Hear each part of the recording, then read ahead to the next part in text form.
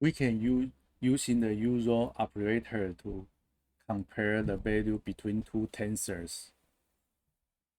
For example, we can use in the equal here. So this one will be using to compare the content of the two tensors.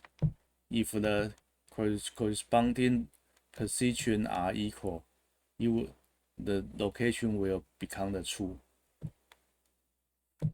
So that we can use in this function to convert the tensor into a true false array. And then we can convert the true false array into a float array. In this case, whenever an entry is true, it will become 1, and whenever the entry is false, it will become 0. So that we can sum all of the entry together to get the number of the true in the entire tensor. So this is really useful when we want to calculate the accuracy of the predictions, so that we can check the number of the equal between the two tensor. So for example, if A is the prediction, B is the ground truth, so then we can use in this statement to get the correct prediction in the for the model output. So this is really useful statement when we write the training loop. So we will explain this in more detail later when we introduce the training loop of a deep learning program. The next one is the math functions. So there's a lot of math functions in the PyTorch.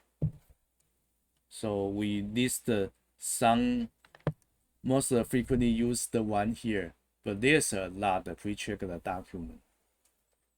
So for example, we have a absolute function here to get the absolute value of the tensor.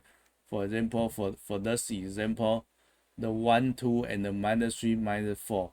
When we take the absolute, all the entry become the positive. Or we can use the sign function to get the sign of each element. For example, there's 1, 2, and the -3, -4, so it should be 1, 1, and the -1, -1 here. So it's 1, 1, and the -1, -1.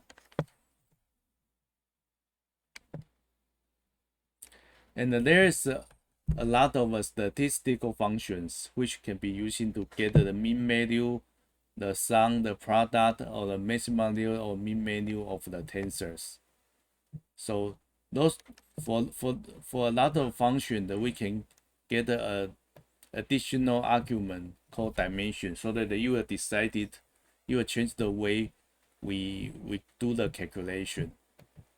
For example, if we have a tensor 1, 2, 3, 4, 5, 6 here, and it's 2 dimension.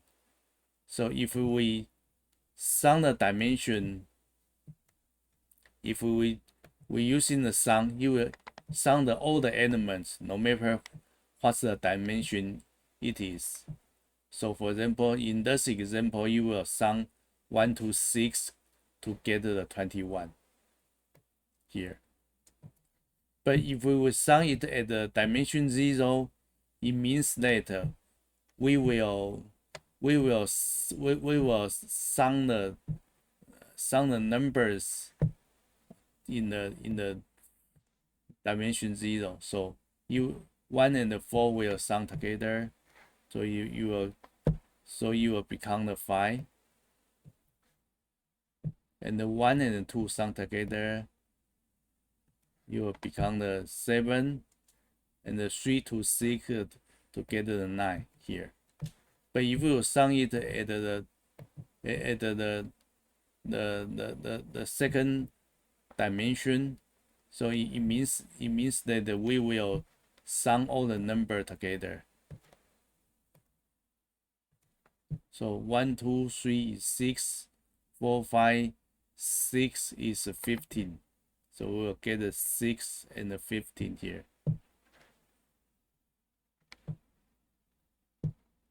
So pre-check this. When we using dimension 0, it means that we will take one number here and one number here. But if we using the dimension 1, it means that we sum all the values in the dimension 1. So it means that your dimension 1 here and here. This is not so intuitive, very intuitive, but you need to try to know how this works, because when you need to sum a number, you need to in a certain dimensions, you need to understand how to sum it.